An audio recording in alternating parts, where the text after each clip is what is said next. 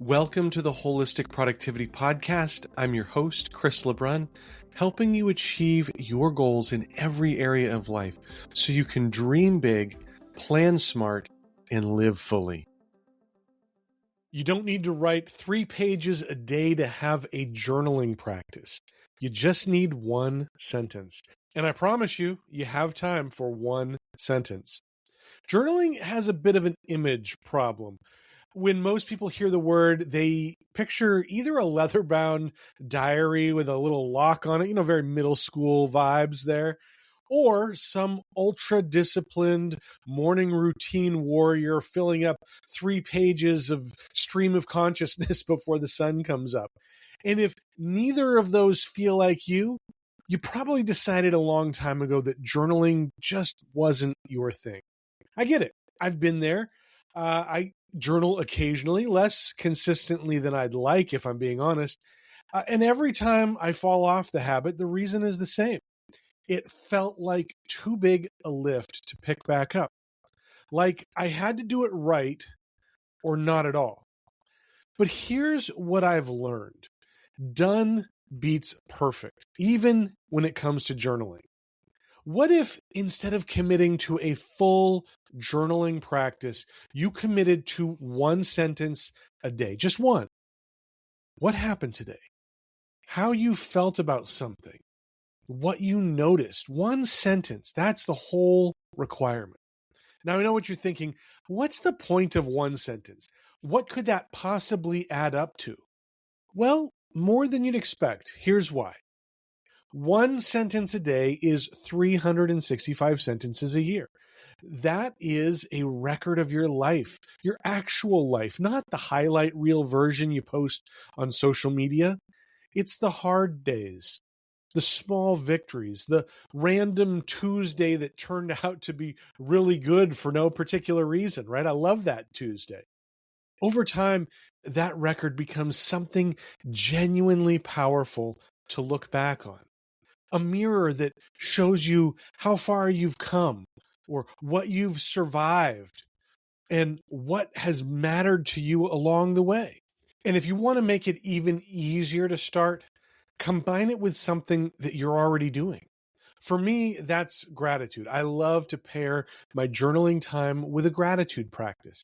Every day, I am looking for at least one thing that I can genuinely be grateful for. And when you're searching for gratitude, you're already reflecting. You're already paying attention to your day in a more intentional manner. The journal entry almost writes itself. This past week was an easy one for gratitude for me. Both of our boys had birthdays back to back, one day after the other. We went out to eat. There was presents. We played a not surprisingly long game of Risk. I am very grateful for them and the time that we get to spend as a family. That said, it was a little expensive having both birthdays back to back. My wife's birthday was the week before as well. So, absolutely, it was expensive. And that could be something to complain about or to sort of dull the gratitude. But here's the thing. In the middle of reaching for my wallet one more time, I found something else worth being grateful for. It may be a lot of money having both birthdays in the same week, but my wife and I have jobs that allow us to show up for moments like that.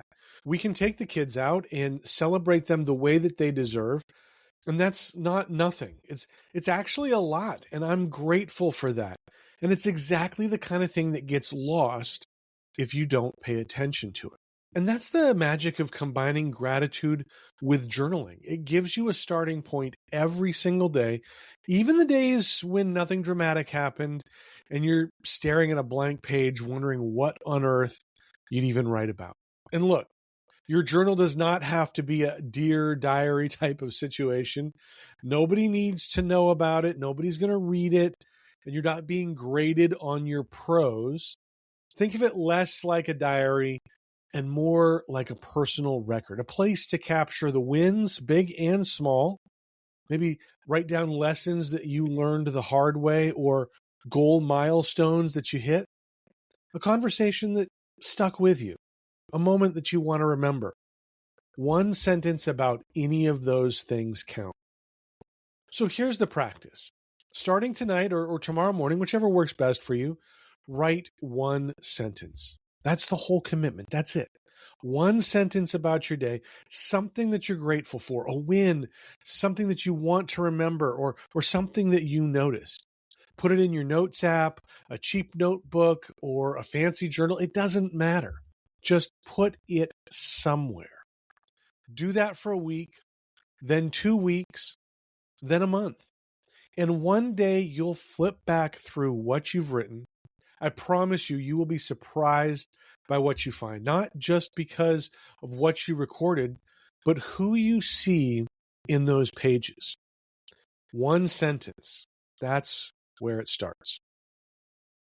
So we just talked about the one sentence journal, and maybe you're thinking, yeah, that sounds great. I'd love to do that. But when exactly am I supposed to fit that in?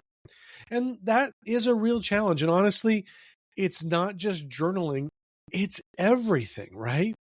That new, slimmer body you want, that means finding time to get to the gym. The book that you want to write requires you to actually sit. Let's pause here for a quick break. We'll be right back.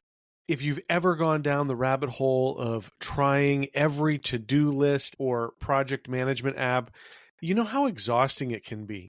You download the app, you set it up, enter all your data, and then scramble to cancel it before the trial ends. Trust me, I've been there and it's no fun. That's why I love Efficient.app.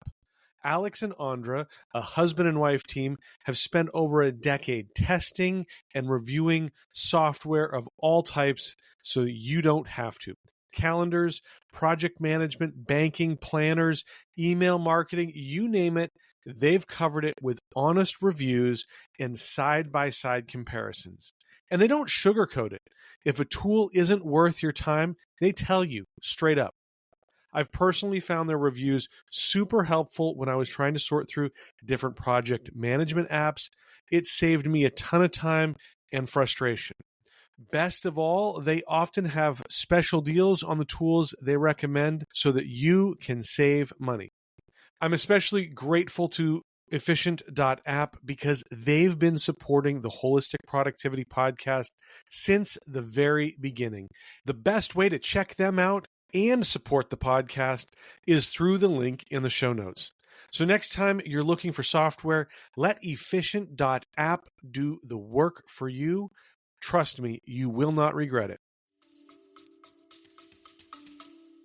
At a computer, typing, maybe for hours.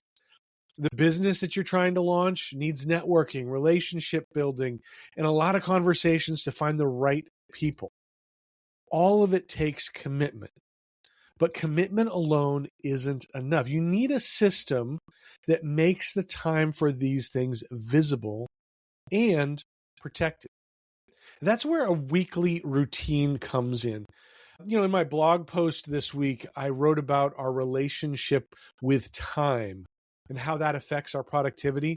It's a topic I find fascinating because most of us think of time as something that happens to us, rather than something that we can actually design around. Now, if that idea resonates with you, I'd encourage you to check out the newsletter.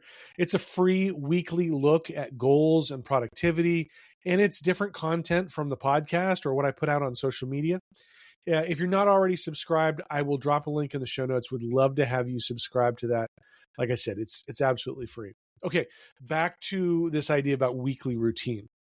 Once you understand how you relate to time, one of the most powerful things you can do is build a weekly routine that's intentional, one that actually accounts for all the things that you want to accomplish, not just your work, not just your obligations, but all of it. Here's a glimpse into what that looks like for me. I run on Tuesdays, Thursdays, and Saturdays, and those times are blocked in my weekly routine. I have time blocked for working on the podcast, time blocked for the newsletter and social media, time for other projects that I'm working on as well. And then there's family time. It's summer, time for Monday movie night to kick in. I love that. For my work projects, I've got donor calls on Fridays, birthday cards at the beginning of the month. You get the idea. It's all on the map. It has its own place and it is scheduled. And here's why that matters. When you assign a specific time for each of your priorities, you stop making decisions about what to do in the moment. You already decided. The schedule tells you. That clarity is incredibly powerful. It keeps you focused and it keeps you from getting lost in the ambiguity of, I should be doing something, but I'm not sure what. Now, look, I'm not suggesting that you overhaul your whole life this week. Here's one simple change that you can start with. Just watch your schedule this week. That's it. Notice where you're already devoting time to specific things. Maybe you already tend to read on Sunday mornings. Maybe your workouts are already clustering on certain days. If those patterns already work well, lean into them. Make them official. Write them down as the foundation of your weekly routine. Now, if something needs adjusting, that's okay. Start with your weekday evenings or mornings, especially if you're an early riser. But let the weekends come into focus a little bit later. And when they do, try to protect weekend time as much as you can for family and personal projects. That's where the things that fill you up tend to live. The more clarity you bring to your schedule and the more consistently you follow it, the more productive you'll become. Not because you're doing more, but because you're doing the right things at the right time. And you're not wasting energy figuring out what comes next. That includes finding time to write in your journal, even if it's just that one sentence. Okay? So that is it for this episode of the Wholistic Productivity Podcast. So glad that you were here. Hope that something resonated with you, and I would love to hear what that was. Love to hear your thoughts. Check out the show notes. I will put those at holisticproductivity.com/64. That's where you can find them. Make sure that you follow, and subscribe on your favorite podcast platform or on YouTube. You can watch the show there if you want to see what's going on. New episodes drop every week, so subscribing is the best way to not miss an episode and get that as soon as it comes out. Like I said, I hope that you got something valuable from today that you can use, that you can turn around and start building that into your life. If that was the case, I would love for you to rate this podcast, give it a 5-star rating. And that's just really a great way for other people to find the show and to benefit from what you are already enjoying. I would love to invite you to follow at Wholistic Productivity on Instagram, Facebook, Threads, LinkedIn, YouTube, Substack, all of those platforms. Got a lot of great productivity tips and motivation there throughout the week, all the time. So check that out and join the Wholistic Productivity community online. It is free. Again, a whole bunch of great people from around the world. Really cool to see where everybody's from. Africa, Australia, South America, Europe, of course, America, everything. It's so cool. But they're just there working on their goals and helping you stay accountable and motivated. I've got tons of great resources there. So go check that out. And again, link for that will be in the show notes as well. So thank you again for listening. I'm so glad that you were here, because the reason that I do this, the reason that I host the podcast, is to help you dream big, plan smart, and live fully. And I'm so excited to see how that allows your life to take flight and for you to reach your goals. Okay? Take care. We'll see you next time.